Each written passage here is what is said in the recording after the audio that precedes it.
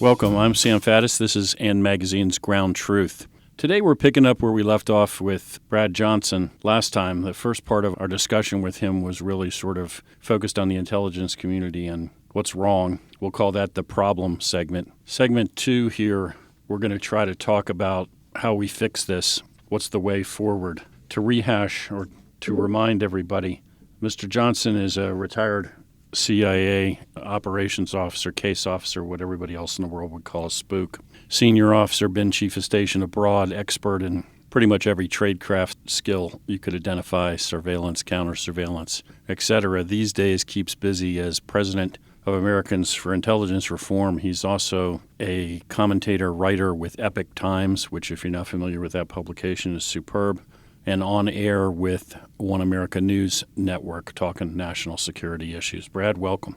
Sam, so great to speak with you again. So as you heard in the intro there, the first segment is you and I kind of kicking around a whole litany of problems that we have with the intelligence community. Today, it's kind of like, okay, so we got these problems. So what do we do going forward? What are your thoughts? Why don't you kick us off? What's the way ahead look like?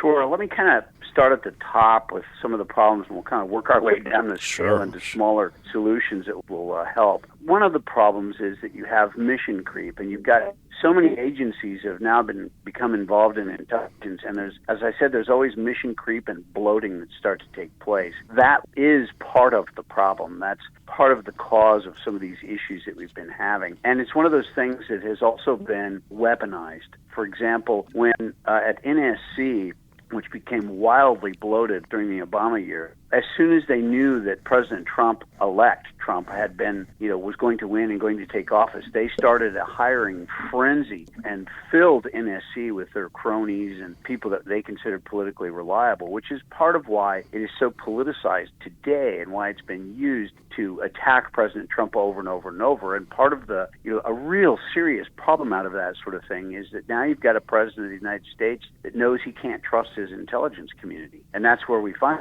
ourselves. That's a dangerous area to be in, where the president knows he cannot trust his intelligence community and the people advising him on national security intelligence issues. So this bloating of the agencies is part of the weaponization process. We've seen something similar at DNI, where it's been widely reported it went from what was supposed to very few, dozens, maybe a couple of hundred people, to thousands where we find ourselves today. And it's brought up by Nunes, who's mentioned this publicly maybe 3 or 4 days ago, talked about how bloated it had become and oversized. Now, along those lines, one of the things I think we should start to scale back. I personally, if the president calls in and asks for advice, this is what I would be telling him right now. One of the things he should look at is starting to combine some of these things up, because the mission creep has created so much overlap. We just don't need all of these people doing so many different things. One of the things I would look at right away is the Central Intelligence Agency was originally planned to be that very thing, this central office where analysis could come in and be done for the United States of America, a central analysis processing office, Central Intelligence Agency. And that has just been absorbed by different people and used and duplicated and all these things so many times. I personally would like to see all of that. Basically, a lot of what was supposed to be analysis that was created under the 9/11 Commission, DHS and all of the different agencies, DNI, get combined into the CIA for analysis and analysis only. So the DNI, I would take him, put his seat in the CIA headquarters building in McLean, Virginia, and absorb all of that in and reduce it. If I'll point out, too, the CIA has gone on a hiring frenzy of late. They were already wildly bloated, and now they're hiring again at a prodigious rate. And I think there's good reasons why. I think they see things that are coming, and so they want to fill the ranks with people that they consider politically reliable, and that's why we're seeing that happen, because it looks like when the U.S. Attorney Durham report comes out that U.S. Attorney General Barr and he are putting together about a lot of the corruption that's taken place, the FISA warrant and all of those things, that touches on the intelligence community. That FISA warrant is this handshake between intelligence and law enforcement, and so it's half going to fall on the shoulders of intelligence. So I think they anticipate problems in that area, and that's why they're doing a lot of this bloating and hiring of people. So I think that's one of the things, is start to combine down into fewer agencies and reduce the number of personnel, because some of those are going to be duplicated, especially at the top. So that would be one of the things I would start to do. Now, I would remove completely operations and take it completely out and create a separate agency that does operations and only operations. The CIA was founded on the premise of keeping those things separate, and the fact that they have now are combined and overlapped, and there's really no distinction.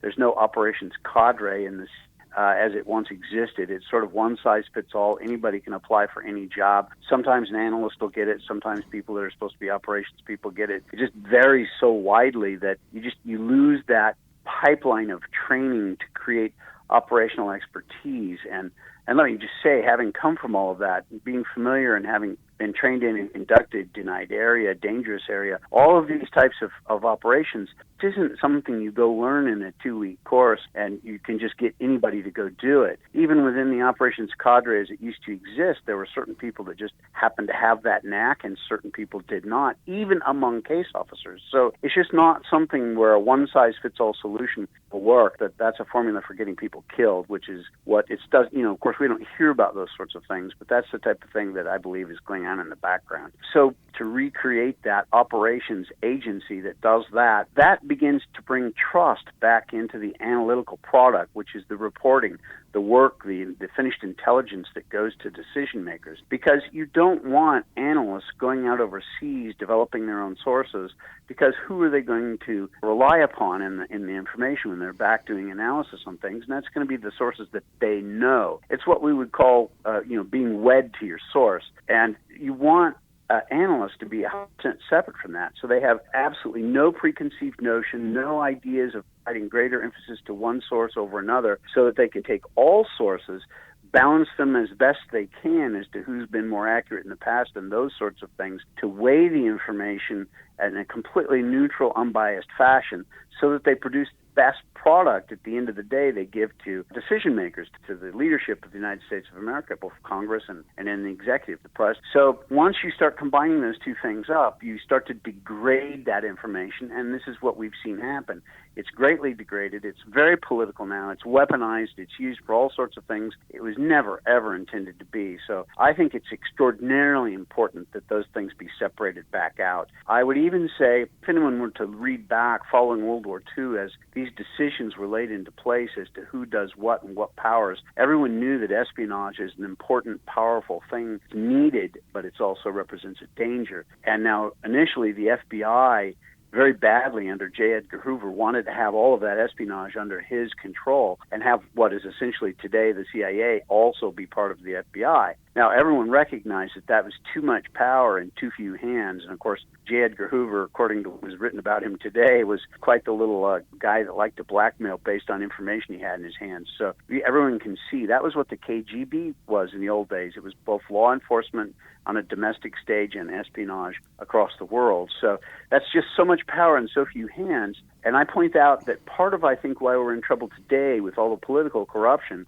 is from the FBI having eventually taken upon itself, with this mission creep and things I'm talking about, those powers. So essentially, the FBI is divided into two parts. The larger of the two is the criminal division, which everyone expects. That's what the FBI is supposed to do. So the smaller one is the CI, counterintelligence division, which is essentially an espionage organization, much like the CIA. It has a little bit greater emphasis on CI, counterintelligence, because it also does protective intelligence operations in the United States against foreign powers operating here. So it's got a little bit different flavor, but they also run proactive intelligence gathering operations just like the CIA does, again, often based here in the United States, but they also have a lot of guys that are posted overseas for the FBI, and that's the legal attache's office, LEGAT office. So they've created this organization within the organization that's an intelligence organization. So again, just as we saw at the end of World War II, that's too much power in too few hands, and this is where we've seen that abuse come from. I would argue to everyone that the way the FISA laws were written, for example, are good. They're fine. I personally don't see any problems with it, and I've been involved in things that have to do with FISA many times for various different reasons. But the problem came when you had, if you look back at the people involved, like Peter Strzok, Peter Strzok was the guy who was the head of that CI division within the FBI. And through this process of collusion at leadership of FBI and DOJ, that's where you saw this political corruption take off. So again, now, if that had been a separate agency, I think you would have seen less. So I would maybe even consider having that PI part. I think this would be very difficult to do, but it would be one of the things that would need to be laid out on the board and at least considered, is having some portion of those intelligence operations also split off from the FBI and be joined into the new operations agency that I would put out there. So, kind of in the overall organization of things, I think that's the basic track we would need to look at, kind of shrinking down some of these things and getting rid of a lot of the overlap, starting to try to fence in these organizations into their wheelhouse for what they do to fight back against this mission creep, so we don't have 7 or 8 or 10 agencies overlapping effort in so many areas. I mean, it's a very expensive way to do it. And of course, for anyone who's like a normal person, if I may, who hasn't worked in the swamp in the federal government for decades, it's hard to understand how the government is, but nobody cares about expense and nobody cares about budget and those sorts of things. Only, at the end of the year, making sure you have spent all your budget so your budget doesn't get cut the following year. So, I mean, it's just the way of government. It cannot police itself on budget issues. It's just incapable. And almost everyone in government has only ever worked in government.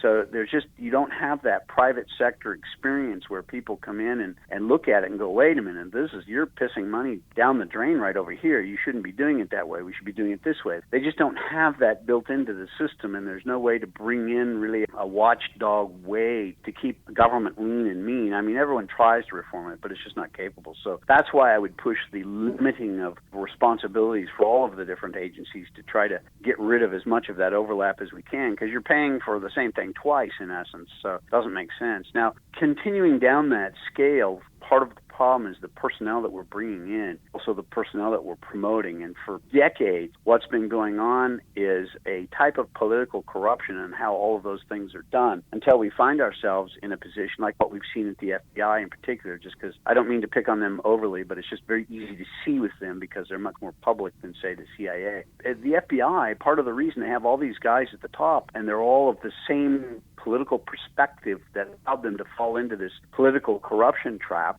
where they've gotten themselves. And I think they're going to get in some very serious legal trouble once this Durham report comes out. What allowed them to be there? And that's this hiring practices first. And if you look at the FBI, because much of this is public, a lot of the questioning that takes place of candidates who apply for the FBI has to do with, do you consider yourself a justice warrior? Do you believe in becoming a justice warrior? Are you going to be a great justice warrior? There's those sorts of things that now take place within the FBI hiring practices as they identify and select candidates who are then hired into the FBI.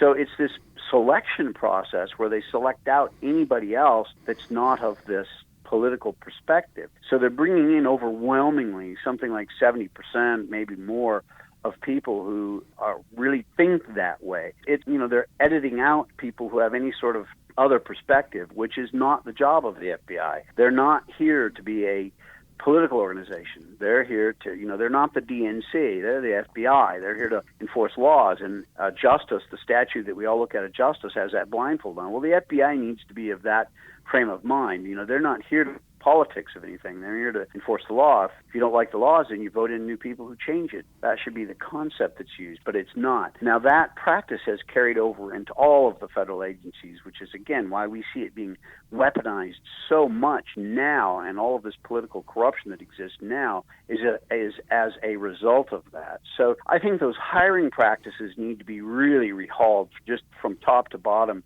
so that we bring in the best and the brightest, not the most politically reliable. And then from there, there are a lot of people that come in that aren't necessarily political. They might be apolitical altogether. They just don't care about politics. And there's a lot of people that are that way. Some might be conservative, some might be liberal, but it's not a cross-cut of America, these people that are brought in. They're politically of one ilk more than the other. But also there's people who don't really want to be political. they're not really allowed to be promoted up very well. Now, promotions per se, because of EEO, those are fairly tightly controlled. These panels that are convened in government to decide who gets promoted, and this is basically federal government-wide, those panels have many very specific restrictions on them so that they cannot judge who gets promoted based on race, religion, creed, all of those sorts of protections that are out there, whether based on sex. All of those factors have to be ignored in the promotion process. But where they get you in that, as who gets into that pipeline to leadership, that comes based on the jobs you get. And there's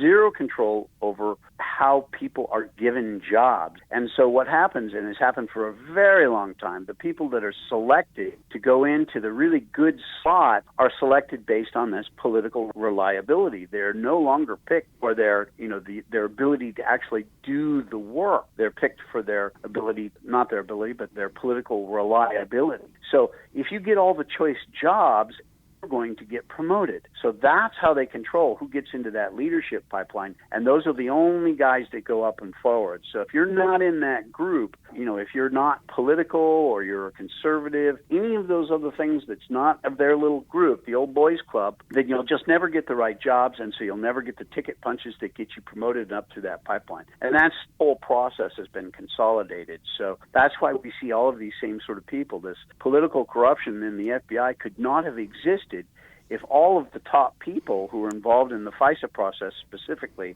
weren't all of that same mind, fellow travelers, if you will. And that's part of what has got us into trouble. So we also need controls over how people are selected for jobs. The similar process to how we do promotions needs to be imposed on who gets what jobs, so that it's done even-handedly, again, based on someone's ability to actually perform the job well and their background and experience that are required and those sorts of things, so that you keep that political element out of it. Kind of the final thing that I've thought through on this would be the polygraph. Now, to hold the highest levels of clearance, there's levels of clearance. I think most people are familiar with that. For example, very common is to have only a secret clearance, which is particularly common in the military, but all the agencies have secret clearances for people that just do things that aren't necessarily the kind of mainline intelligence sorts of issues. But anyone who's involved in any of the high classifications and those sorts of very in-depth intelligence activities have to have polygraph. And so that would be then a full scope polygraph, full clearance, TS, SCI, top secret clearance. And I think part of what needs to be done is in that polygraph process. Because in essence what we have, if you look at James Comey and Peter Strzok and these people, again, I keep referring back to the FBI just because they're more public and it's easier to discuss this sort of forum, but they all had these top-level clearances, of course, for the position that they were in. And they all had to be polygraphed, which is done periodically. Theoretically, it's done every 5 years or so. Now, there's a horrible backlog. It doesn't take place that often, but that is the idea. And one of the things I think that needs to be built into that would eliminate a lot of these people, like James Comey and Peter Strzok should never, ever have held a clearance. Clearly, they were not up to the requirements. They weren't reliable enough for national security reasons to have a clearance. Which, by the way, I don't think their clearances have been pulled even yet. But I think one of the questions that should be built in, now this isn't just a single one question, it would be a series of questions to get to the bottom of it, but it should be built around the concept of what's more important to you as an individual with your clearance. Is it more important to you to uphold your oath to support and defend the Constitution of the United States, or are your personal political beliefs more important? Which one takes precedent in your life for your duties here for the U.S. government related to national security? And if they can't clearly pass the polygraph stating that they uphold and support the Constitution of the United States as their priority, well above their personal political beliefs, then they're not worthy of holding a clearance. It's the same thing. If we can't rely upon you to keep secret information secret, are you worthy of a clearance? And clearly the answer is not, because your priority is not the U.S. Constitution and national security.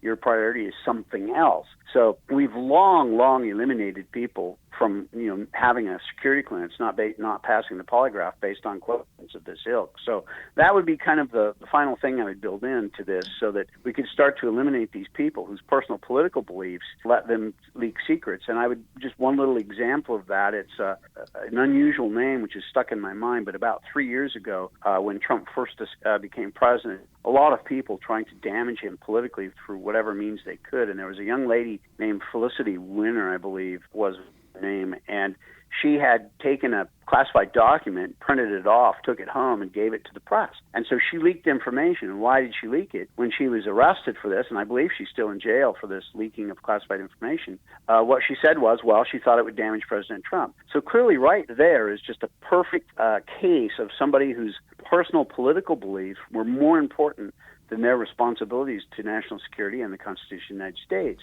And so she took it upon herself to leak this information thinking it would damage President Trump, again, for those personal political motives rather than, any responsibility towards her job. And that's the type of thing. That's why these sorts of people are unreliable and should not be trusted with a clearance. And I think if a polygraph of that, if that was added to the polygraph tests that go out for these high-level clearances, I think you'd see a large percentage of the people who currently have clearances be eliminated, and good riddance. They're not reliable. They're not trustworthy. They don't put the interests of the United States of America ahead of their own personal interests. So they don't deserve to have a clearance. So I think I know a lot of information.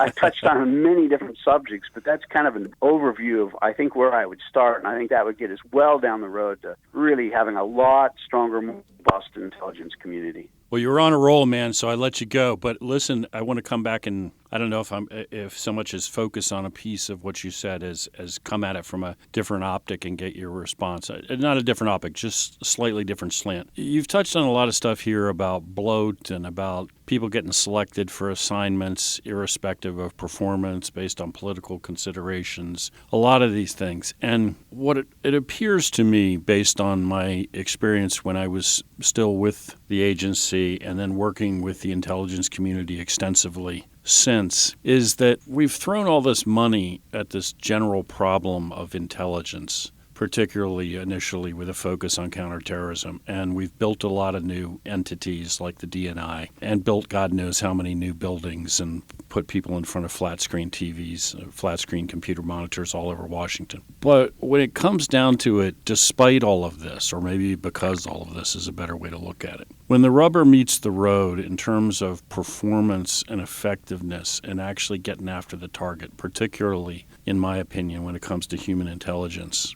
not only not had much impact, but in many cases that impact we've had is negative. I just give you an anecdote from a few years ago. I was basically working as a subject matter expert, essentially instructor, and working with a military intelligence unit that now purports to do what CIA does, in other words, collect human source strategic intelligence. And I was monitoring, essentially evaluating the quality of instruction they were receiving, which they were receiving from a bunch of military instructors who all purported to be tradecraft experts. So I'm watching classes given by their cadre, their instructor cadre should be the best they have, teaching students to go out on the ground and do what you and I used to do. And the subject on this particular day, and I won't go into any details of sources and methods, but has to do with surveillance detection. So they're training these guys on this day in a classroom setting, their techniques for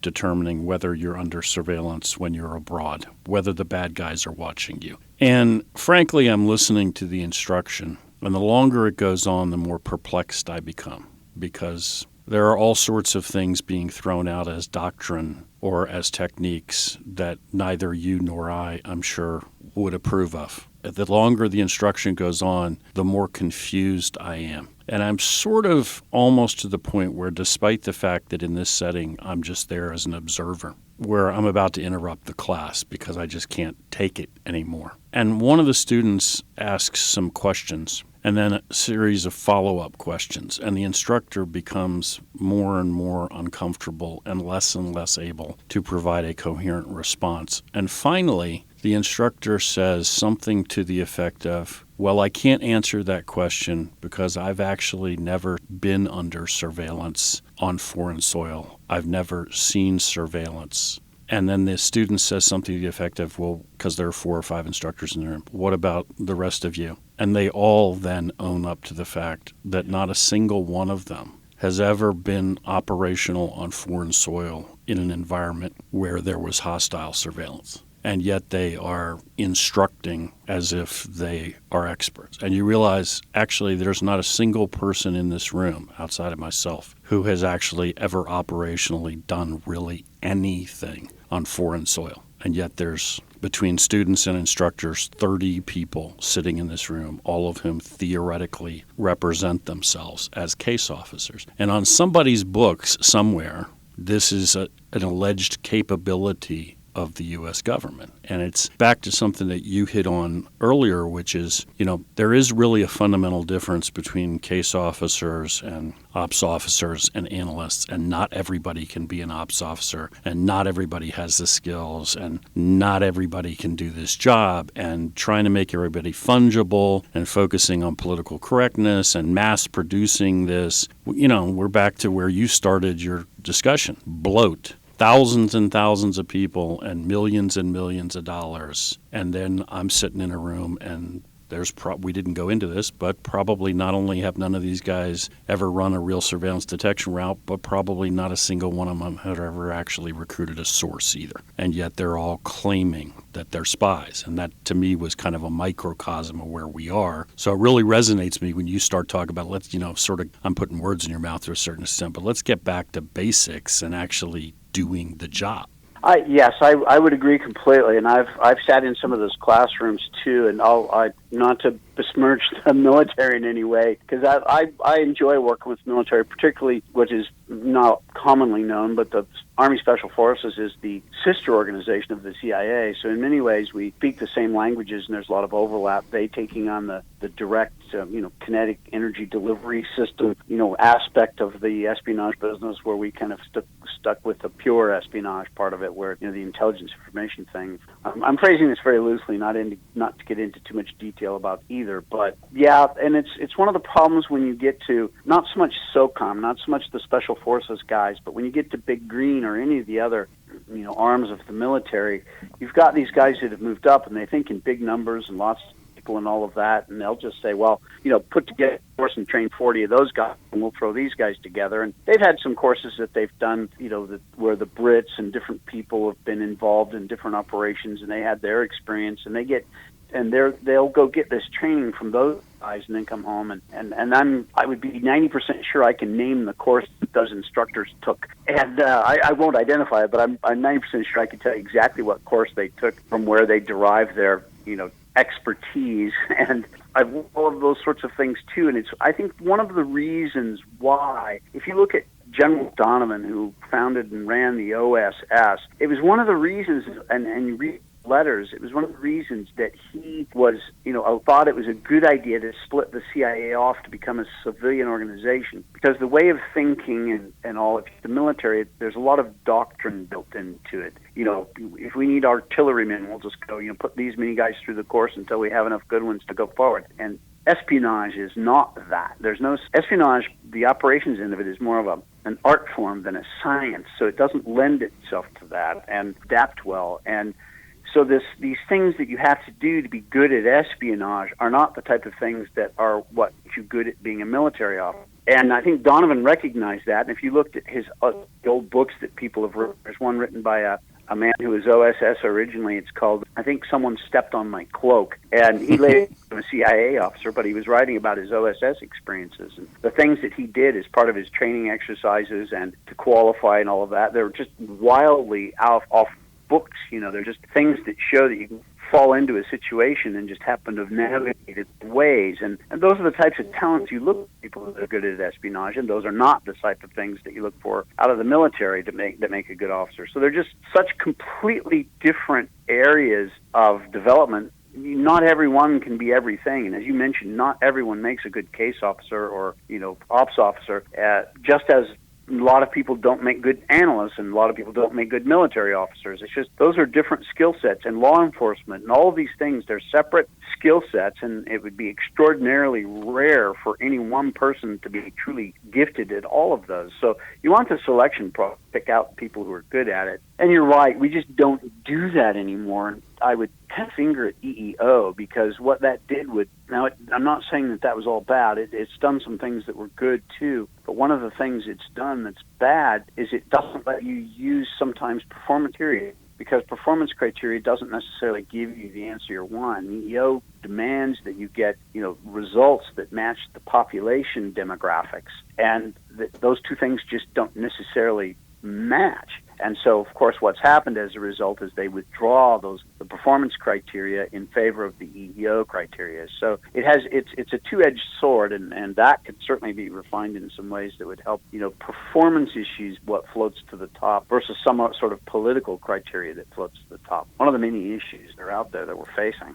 Yeah, well, and to be clear, my example is focused on the military, and I do have issues with the military. I may come from a military family. I was a military officer, so the U.S. military is a great institution. I'm not a big fan of them trying to duplicate the mission of the Central Intelligence Agency. But as you've indicated at multiple points in this talk, even if we just neck this down to let's just talk about the Central Intelligence Agency, we have this problem that you've identified quite clearly, which is sort of the idea that anybody can be a case officer. And that's not true, and it's not, in fact, the way the CIA recruited and trained its people for generations. They recognized that case officers were a unique breed, and quite frankly, they recognized that even after you've done your best recruiting process and training, that then still in the end, only a small percentage of the people that have made it through all that actually really are successful. One of the many old directorate of operations adages with which I'm sure you're familiar is 10% of the guys do 90% of the recruiting, meaning out of all of us, even in this fraternity, after we've made it through training and selection and everything else, the reality is when you get overseas and you're really doing it for real, we're now down to, even within this very small club, a very small percentage of guys who actually bring on the real sources and really are really good at this. It's just because it's such, what you said earlier, it's an art form, is exactly right. Right? It's not a science. It's arcane. I can't make you a great painter. I can teach you some things that will help you. But if you don't have that ability, I can't fix that. I would have loved to have been an NFL quarterback. That's wonderful that Sam really was. Too bad. Well, with the name Brad Johnson, I can make some claim to that. The former quarterback here at Washington, you could at least Redskins, Johnson. I can say that. Yeah, you could at least pretend on some level. Exactly. But the point is, wouldn't get very far. But yeah, the bottom line is you have the ability, you have the skills, or you don't. We can make it better. We can teach you things. But again, you're a gifted musician and a gifted painter, whatever. We could go on all day. It's just not a mass producible thing, and it's sure as heck not what it's become. We'll just send you to the course and stamp you with this in your file, and you now constitute a spy. It's never worked that way. That's so absolutely correct, and it's just absolutely the truth. I would make one correction in the agency. I know the rule is kind of 90-10. That's how it's discussed. I would argue that it's much closer to 99.9%, and 0.1% does the 99.9 work, and the rest of the people just don't accomplish that much. Now, we're specifically discussing espionage into things, not, writing reports or whatever. But yeah, I think that's a truism, and it's unfortunate that we've been away from developing those people. Like you say, if you're born with that particular ability, and it's like, a singing voice. People are born with great singing voices. Most of us are not. You heard me sing, you would know that's true. And it's just the case. It's the sad reality. I would love to aspire to be a famous opera singer, but that ain't going to happen, my friends. So it's just the way it is. Now, I was naturally born and very talented at the recruitment end of things and just did extraordinarily well. It was just something I was good at. And it's one of those things I noticed. It's very rare, even within the ranks, to see much of that happen. Now it's exacerbated and made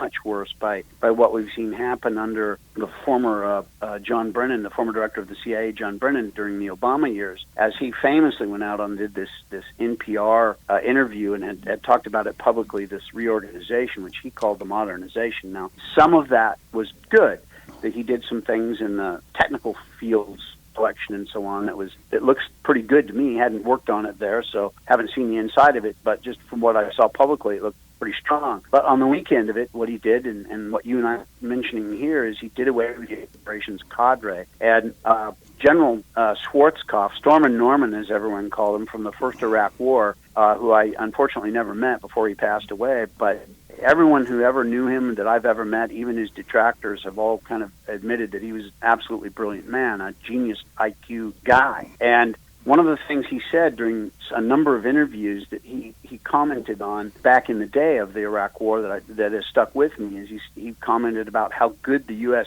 military is, the Army, because of its combat colonels. And he said it takes 20 years to build one of those combat colonels. It takes a certain level of experience, and they have to try all these different things, and they go through this 20-year process. And at the end, those guys that float to the top are all-performance, fully capable combat colonels that you need in order to win a war. And he just made a number of comments about that 20-year training process to create that guy at the other end of it that's so capable. And I would argue it's precisely the same thing in the operations fields, the intelligence, espionage, human field at the CIA. These people have to have the talent to begin with, the capability, the wherewithal, and then they have to go through that year process of learning so that at the end of it, you've got a fully capable guy that can make all the decisions that need to be made in the field. And those, of course, are the people that you'd want to be the chiefs of station in your large offices and so on, that are out there able to handle everything as it comes up and make the right calls. And now with that completely gone, yes, there's people that are tabbed operations, but now with this sort of one-size-fits-all, anybody can do it, anybody can apply, and we'll put you through a course and you come out at the other end great. That just can only fail, and it can only end up being disastrous, and it can only end up getting people killed. It cannot succeed. It was one of those things one of the problems out of having people like John, who was just so patently incapable of understanding the responsibility that he was holding as director of the CIA, that he would come up with these sorts of ideas. It's a pity that people like just such a lack of character and capability into a position of power, but it's that political reliability. He was picked because he was a loyal party apparatchik. He wasn't picked because he was somebody good who'd done a good job. That was not the criteria used to select him. And it's one of the problems with the political system today. One more little side issue on that. I think that what happened with 9/11, the attack that we had on the trade towers, was the results of that are just a perfect case in point. We had the 9/11 Commission, which is great, fine. We had the 9/11 Commission. Who was on there? It was lawyers, academics, and politicians. So these were all people that not a one person on the 9/11 Commission was somebody who was a career operations guy. Now, I'm not talking even necessarily about intelligence operations. There was no career military operations guy. There was no career law enforcement operations guys that have worked the street and understand the problems. There was no career espionage intelligence guys. There was not one. And so what did we get at the end of the 9/11 Commission? You had a bunch of consummate, successful bureaucrats, and what did they advise? They advised that we build a whole much more bureaucracy. And so we got the DNI and DHS and these different organizations, more bureaucracy. Yep. How does that help? It does not. It does not help us. It has hurt us. It created more bureaucracy. Bureaucracy means inefficiency. Everybody knows that. And if you had stacked that 9/11 Commission with a bunch of very experienced law enforcement guys who actually had time on the street, very experienced military guys that actually had time out in the field in actual operations, counter-terrorism, the different things that need to be done. If you had guys that had actually done intelligence, recruiting operations and things, that had spent time in the field fighting all of these sorts of things, if you put together a group like that, I guarantee recommendations would have had absolutely nothing to do with what came out of this so-called Blue Ribbon 9/11 Commission. Right. And the recommendations that group would have actually done something. We would have stopped terrorism with recommendations that would have come out with a group like that. And instead what we've done is we've just kicked the can down the road. So, politics have cost us just so many problems out of all of this and don't help us in the national security arena. Brad, we've run out of time, man. But I appreciate your illuminating the issue, because I think, as you've pointed out, all these many years after 9/11, we still don't have it right. Yes, you are right. We just haven't been able to get the fight against terrorism done correctly, and and just what I see, the decisions coming out are not helping us all that much. One of my heroes, Lawrence of Arabia, T.E. Lawrence, had a famous saying, and he knew a little bit about intelligence and covert action, and it was, the smaller the team, the better the performance, but they don't get that in Washington. Thank you for joining us today. Sam, thank you so much. Always a pleasure to speak with you. And thank you for listening. We'll talk to you next time on Ground Truth.